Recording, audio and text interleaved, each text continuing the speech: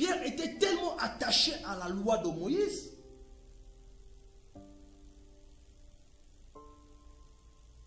et dans Acte 10, il a refusé de manger l'animal. Parce que dans la loi, il y avait des animaux impurs qu'il ne fallait pas manger. Mais Dieu lui dit de manger ce qui est impur. En fait, Dieu voulait l'enseigner que le salut ne se limitait pas aux Juifs, que le salut était universel. Mais plus que lui, il était plus attaché à Moïse. Nous voyons qu'il a même rejeté ce que Dieu lui avait ordonné de faire.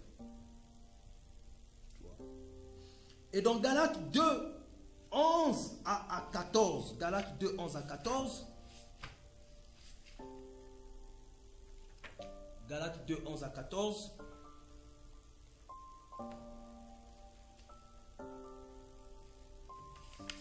il est écrit, Galates 2, 11 à 14, mais lorsque Pierre est venu à Antioche, je me suis ouvertement opposé à lui, parce qu'il était condamnable.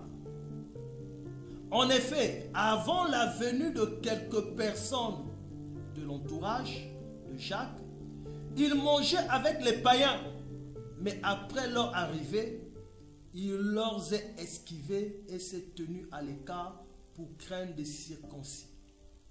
Les autres juifs ont pratiqué avec lui ce double jeu, de telle sorte que même Barnabas a été entraîné dans leur hypocrisie. Quand j'ai vu qu'il ne marchait pas droit selon la vérité de l'évangile, nous devons marcher droit selon la vérité de l'évangile. Nous devons marcher droit selon la vérité de l'évangile.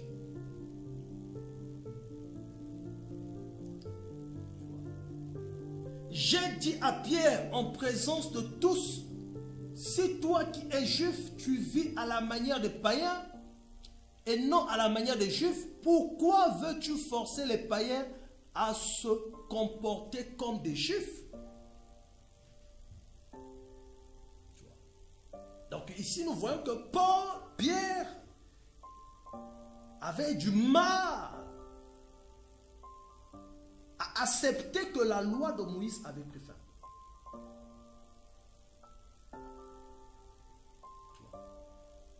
Parce qu'un juif, selon la loi de Moïse, ne pouvait pas se mettre à table ou s'asseoir avec un païen. Et nous voyons que Pierre avait encore un attachement à la loi mosaïque. Et cela confirme que, une fois de plus, que Pierre n'avait pas encore saisi la révélation complète et parfaite du salut immédiatement. Immédiatement. Et par là que nous voyons, nous avons encore l'affirmation totale. C'est donc Paul qui a reçu la vraie révélation de l'évangile de la grâce et non Pierre.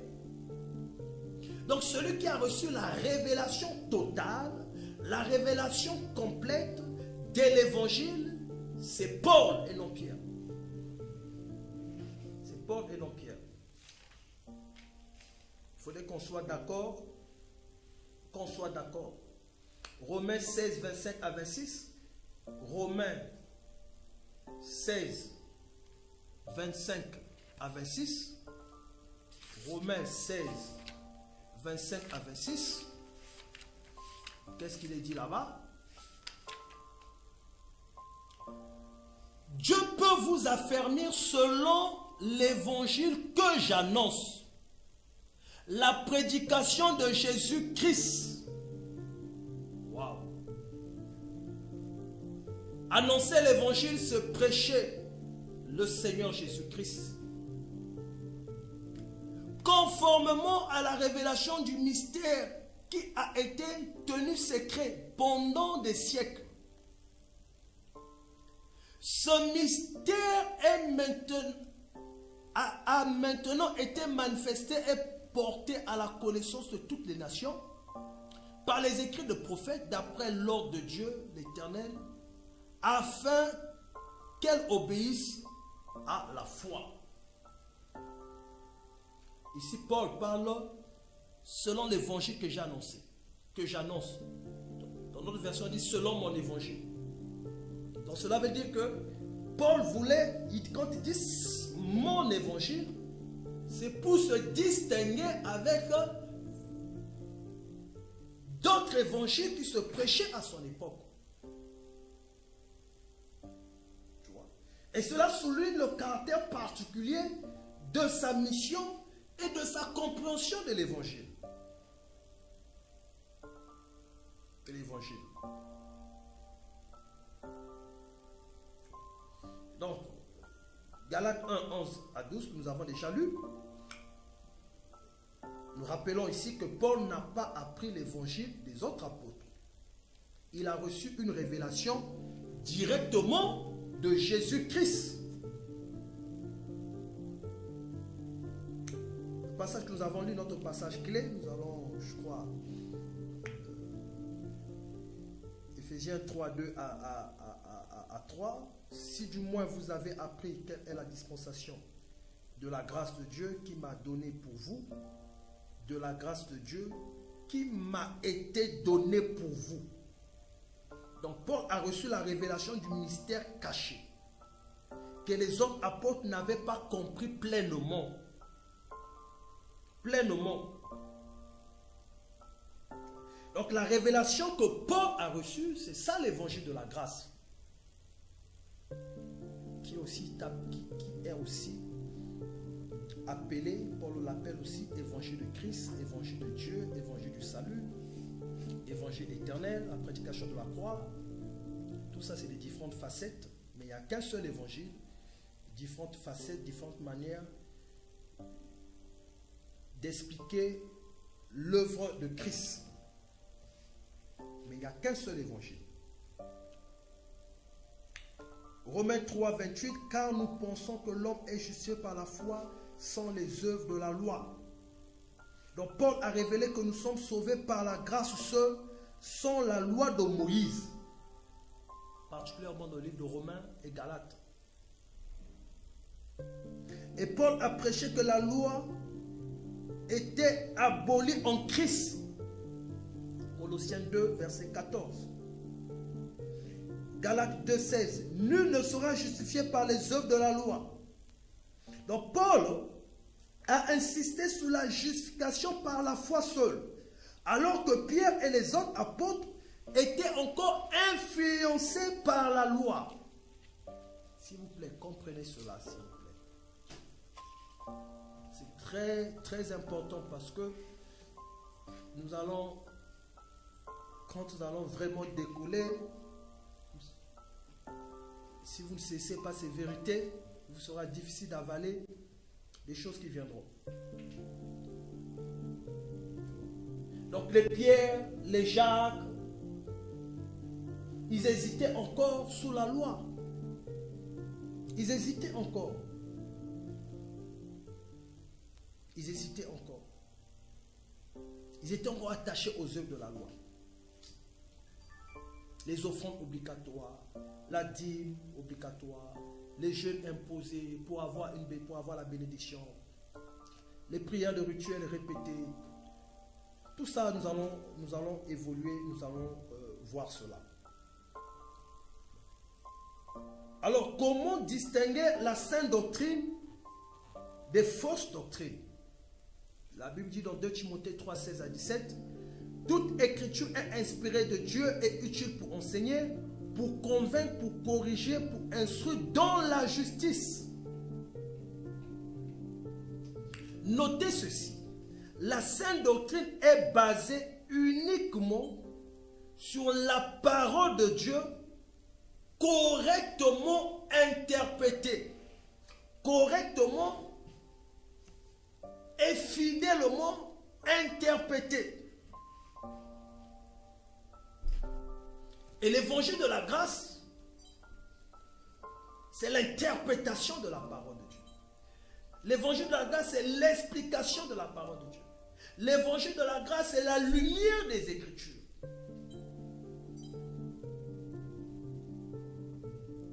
Parce que l'évangile de la grâce est la révélation complète. Parce que dans la Bible, la révélation, elle était progressive. Au temps des prophètes, ils avaient la Torah. Ils avaient la Torah au temps des prophètes. Mais dans la révélation, elle était directe. Les prophètes recevaient les messages de la part de Dieu. Ils transmettaient cela au peuple. Et de l'autre côté, ils avaient la Torah. Et à part cela, il y avait le sacerdoce qui était là, le service sacerdotal. Où il y avait le Urim et le Tumim pour connaître la volonté de Dieu. C'était là les moyens qu'ils avaient à leur époque.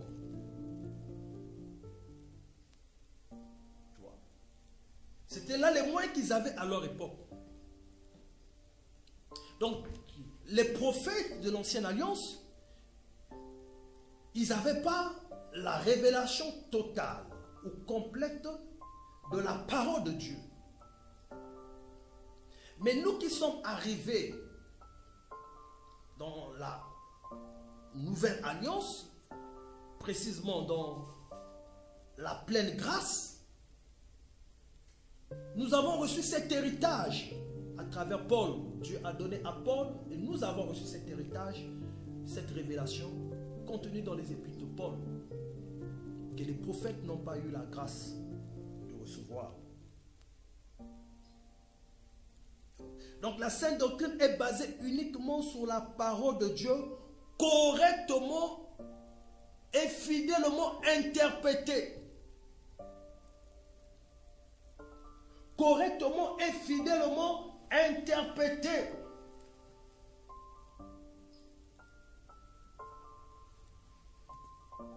Interprétée. D'où nous voyons l'importance de l'évangile de la grâce. Parce que c'est l'évangile de la grâce qui apporte l'interprétation fidèle et correcte de la parole de Dieu. Donc la sainte doctrine, autrement dit, la sainte doctrine est basée sur la vérité de l'évangile de la grâce. La sainte doctrine est basée uniquement sur la vérité de l'évangile de la grâce.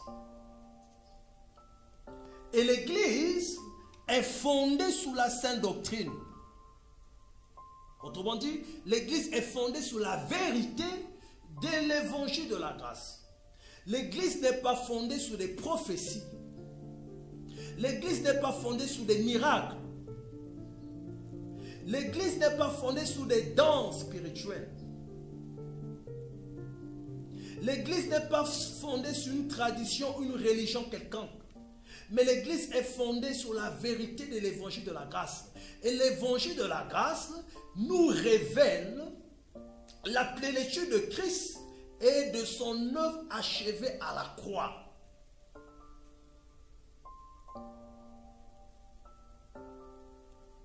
N'oublions pas, nous sommes en train de répondre à la question pourquoi les épîtres de Paul sont incontournables pour comprendre l'évangile de la grâce. Et je crois que nous comprenons que vraiment les épîtres de Paul sont réellement incontournables pour comprendre l'évangile de la grâce.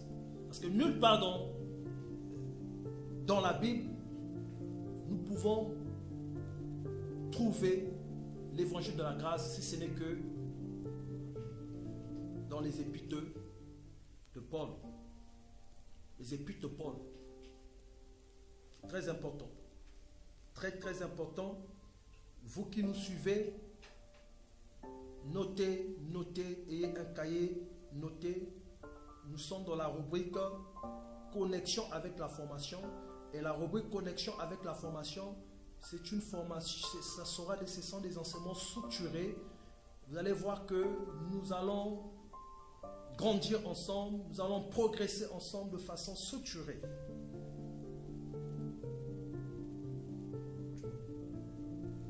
Comment distinguer la sainte doctrine des fausses doctrines? Nous avons dit que la sainte doctrine est basé uniquement sur la vérité de l'évangile de la grâce, qui est la parole de Dieu correctement et fidèlement interprétée. La sainte doctrine, elle met Christ au centre et non les œuvres humaines. Donc tout enseignement qui ne met pas Christ au centre, tout message qui ne met pas Christ au centre, ne vient pas de Dieu. Parce que la sainte doctrine, c'est l'enseignement pur que Dieu lui-même a donné pour l'Église. C'est Dieu qui a donné pour l'Église. Voilà pourquoi il est important de savoir qu'est-ce qui écouter et qui écouter. Très important. Elle prêche le salut par la grâce et non par la foi. Elle enseigne que Christ a tout accompli et que nous sommes libres en lui. Elle enseigne que Christ a accompli et que nous sommes libres en lui. C'est ce que l'enseigne la sainte doctrine. Nous sommes libres. En Christ, nous sommes libres. Nous ne sommes plus esclaves du péché. Nous ne sommes plus sous la condamnation. Donc tout enseignement qui vous met dans la peur, qui vous conduit dans la culpabilité, c'est ça la particularité de l'évangile de la grâce. C'est l'unique message qui a la puissance de vous délivrer de la religion. C'est ça la particularité de l'évangile de la grâce. L'évangile de la grâce est une puissance pour le salut de quiconque qui croit. Romains 1, 16 à 17. La particularité de l'évangile de la grâce, c'est l'unique message.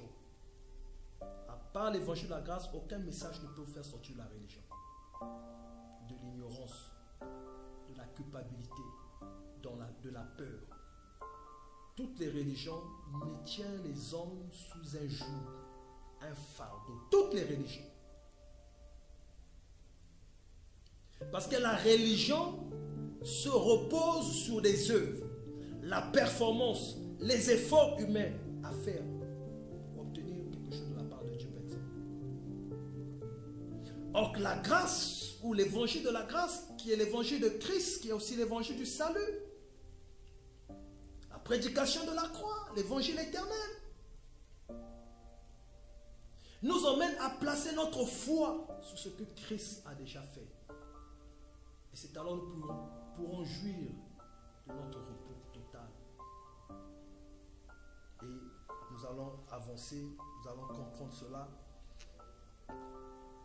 Tout au long de cette émission, on va progresser. On va progresser. C'est très important. Alors pourquoi tant de croyants tombent-ils dans les fausses doctrines? 2 Timothée 4, 3 à 4. Car il viendra un temps où les hommes ne supporteront pas la sainte doctrine. Cette époque, nous sommes en train de revivre ce passage, nous sommes en train de le revivre aujourd'hui. Mais ayant la démangeaison d'entendre des choses agréables. Aujourd'hui, les gens veulent entendre seulement des choses qui leur plaisent.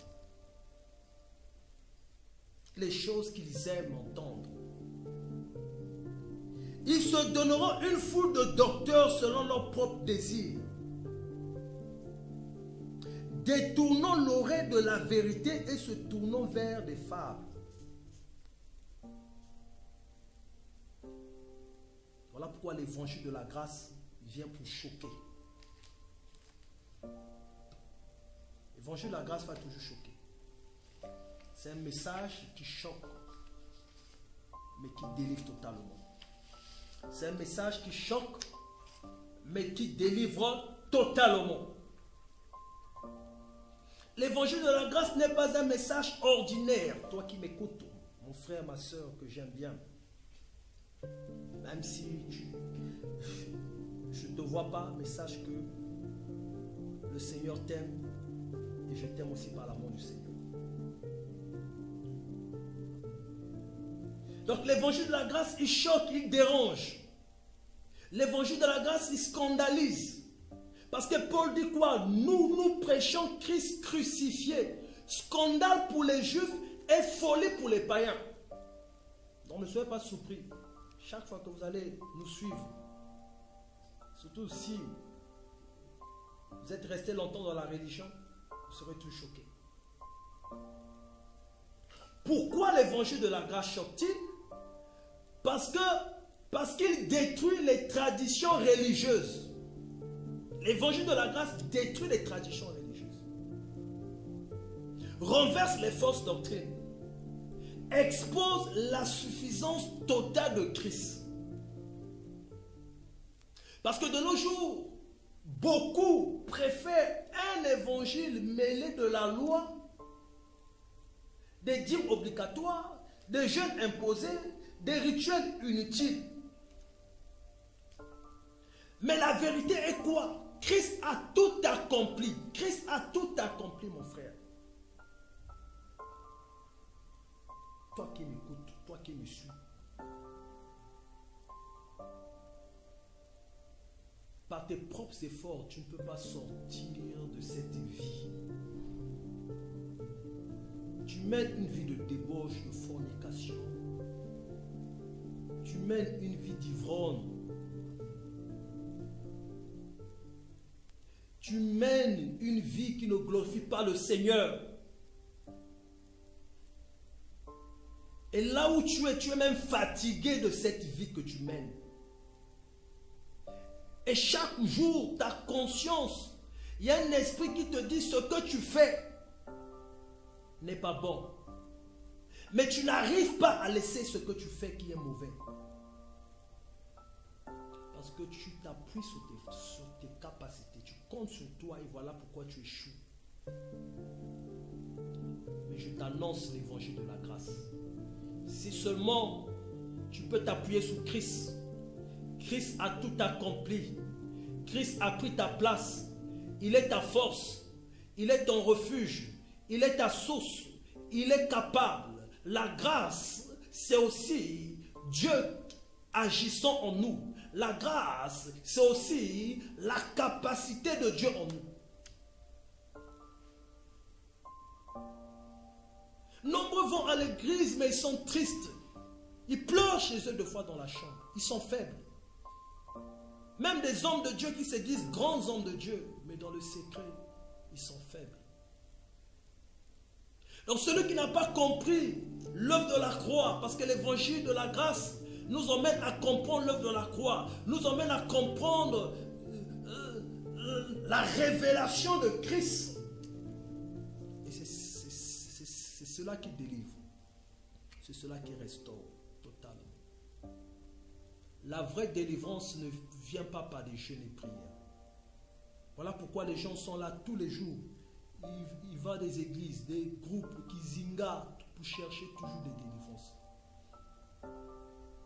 Si tu n'as pas compris ça, que la vraie délivrance ne viendra pas par des jeûnes et prières ou par l'imposition des mains, mais la vraie délivrance viendra par la compréhension de la parole de Dieu.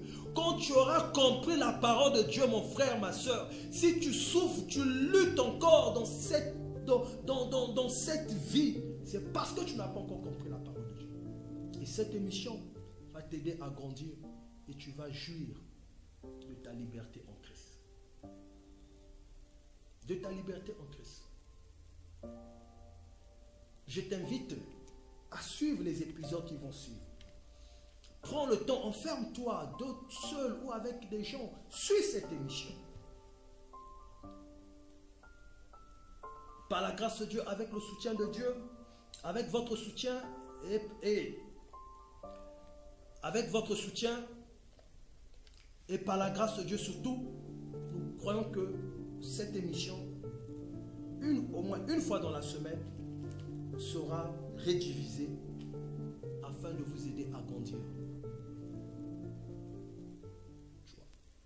Et par rapport aux moyens que Dieu va donner, pourquoi pas 2 fois dans la semaine.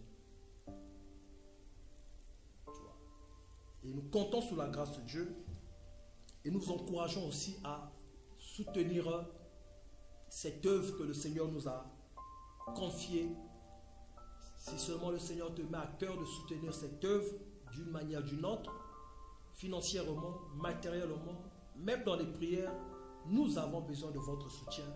Parce que lorsque le Seigneur donne une mission, donne la vision ne s'accomplit, ne se poursuit pas avec un seul homme.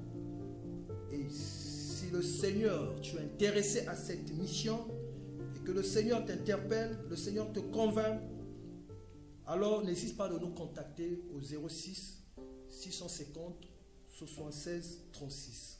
06 650 76 36. Beaucoup cherchent un évangile qui correspond à leur désir. Ils veulent entendre ce qui correspond à leur désir plutôt que la vérité. Vous connaîtrez la vérité et la vérité vous affranchira.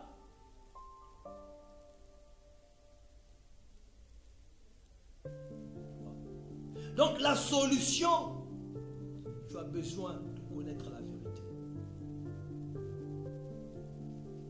Mais qu'est-ce que les gens font? Ils veulent savoir d'où vient mon problème, qui est à l'origine de mon problème. Ils courent derrière les prophéties, ils courent derrière les miracles.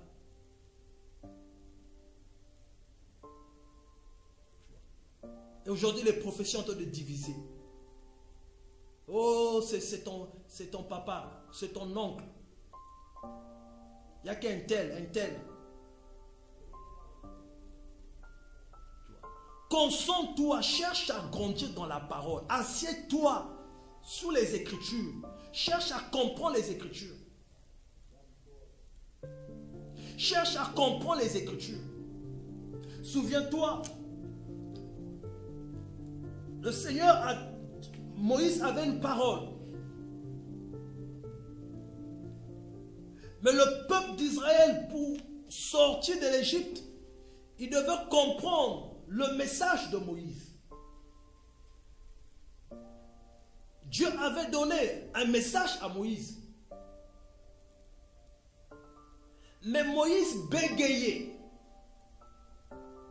Et pourquoi Moïse bégayait? Parce que le bégaiement, c'est le langage de Dieu. Je répète, le bégaiement, c'est le langage de Dieu. Parce que dans la Bible, dans les Écritures, la Bible nous dit que Dieu parle par des visions. Dieu parle par des paraboles.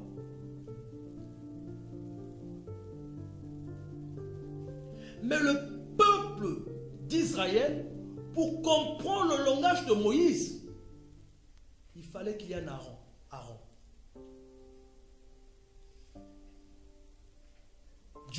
Il fallait Aaron pour interpréter le langage de Moïse. Parce que sans la compréhension, le peuple d'Israël ne pouvait pas sortir de l'Égypte. La compréhension du message. Et qu'est-ce que cela signifie pour nous? Qu'est-ce que cela veut dire pour nous? Aaron, c'est l'image du Saint-Esprit. Et sans le Saint-Esprit, on ne peut pas comprendre les Écritures.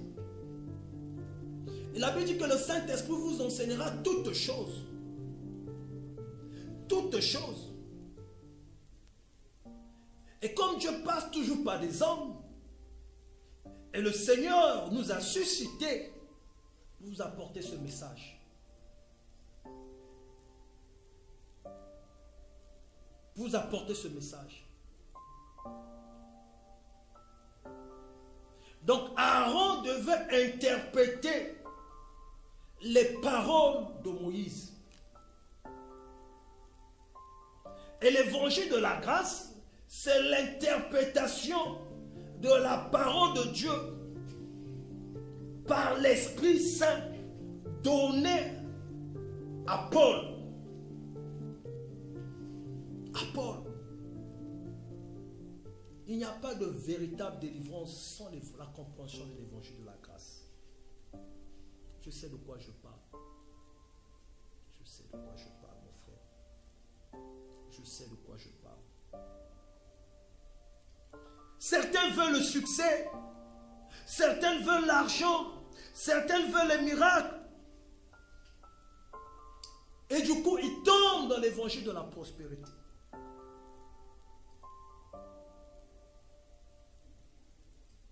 Qui n'est pas le vrai évangile. Nous allons le voir dans l'épisode qui va suivre. D'autres veulent des règles strictes pour se sentir juste. Aujourd'hui, on voit des gens mourir. Tu vas jeûner 40 jours, 100 jours, même ce que Jésus n'a pas fait. On voit des hommes de Dieu tomber sous l'autel. Oh, la religion. Oh my God. Quelqu'un délivré. Toi, tu me suis. Tu as déjà reçu ta délivrance par la compréhension que tu reçois. Donc, en conclusion, revenons aux épîtres de Paul. 2 Timothée 2,15. Efforce-toi de te présenter devant Dieu comme un homme éprouvé, un ouvrier qui n'a point à rougir, qui dispense droitement la parole de la vérité. Nous devons dispenser droitement la parole de la vérité.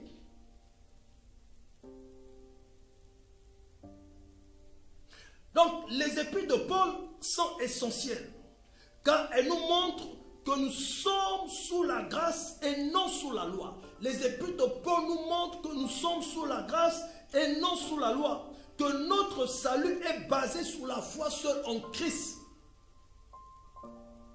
Notre salut est basé sur la foi seule en Christ, mon frère, ma soeur, mon bien-aimé. Que nous sommes bénis et assis avec Christ. Que l'Église est un corps spirituel et non un système religieux. Aujourd'hui, l'Église d'aujourd'hui est devenue un système. Les églises sont devenues des entreprises. À la place de l'évangélisation, les églises font le marketing. Au lieu de faire l'évangélisation, les églises font la publicité des hommes de Dieu.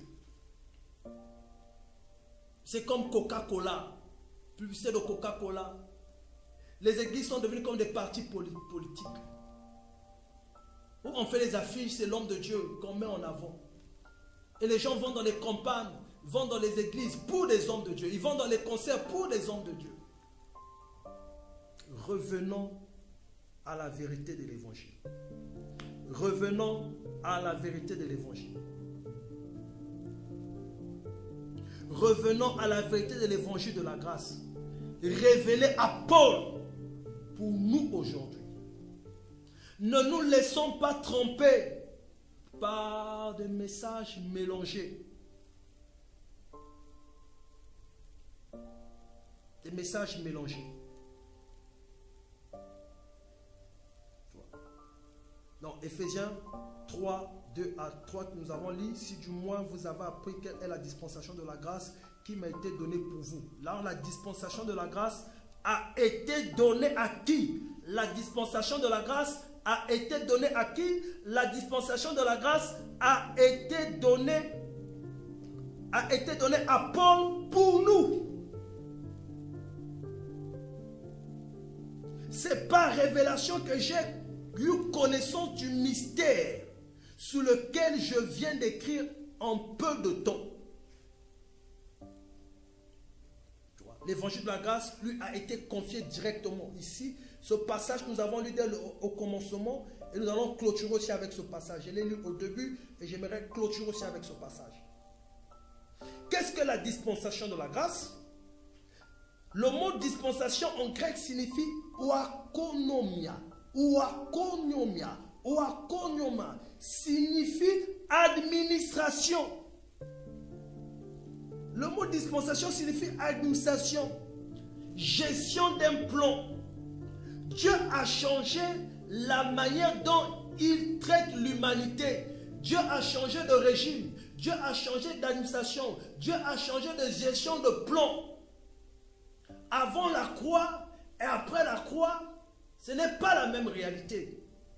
Dieu ne fonctionne pas de la même manière à cause de ce que le Christ a fait. Avant la croix, Dieu traitait les hommes selon l'ancienne alliance basée sur la loi de Moïse. Après la croix, une nouvelle administration est entrée en vigueur. C'est celle de la grâce.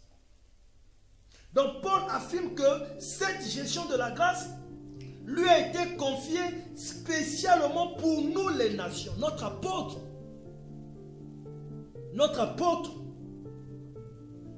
c'est Paul. Il n'y a qu'un seul apôtre, architecte ou apôtre des nations. Aujourd'hui, il y a beaucoup de prophètes de nations. Tu vois, quand on n'a pas compris la différence entre l'ancienne alliance, on peut même parler de prophètes de nations aujourd'hui. On peut même parler d'apôtres de nations aujourd'hui. Et Colossiens 1, 25 à 26, c'est tel que j'ai été fait ministre selon la charge que Dieu m'a donnée auprès de vous, afin que j'annonce pleinement la parole de Dieu. Afin que j'annonce pleinement.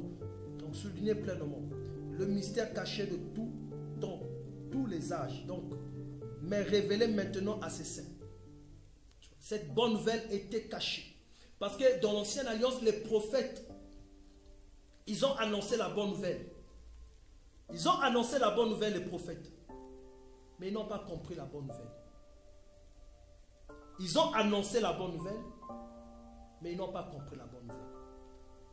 C'était un mystère caché. Le mystère de l'Église. C'est Paul qui a dévoilé cela.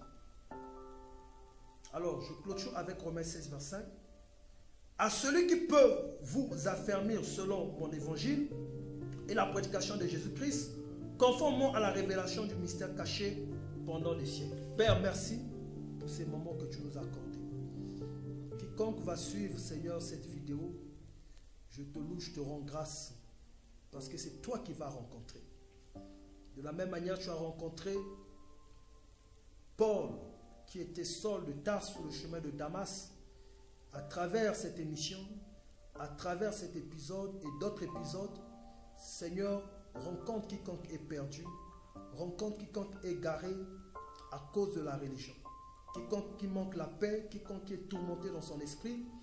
À travers ces enseignements, merci de restaurer celui ou celle qui va suivre cet épisode et d'autres épisodes, et dans la force à tout un chacun de persévérer et de s'impliquer dans ce qu'ils vont recevoir à travers cette émission, prêchant et enseignant l'évangile de la grâce.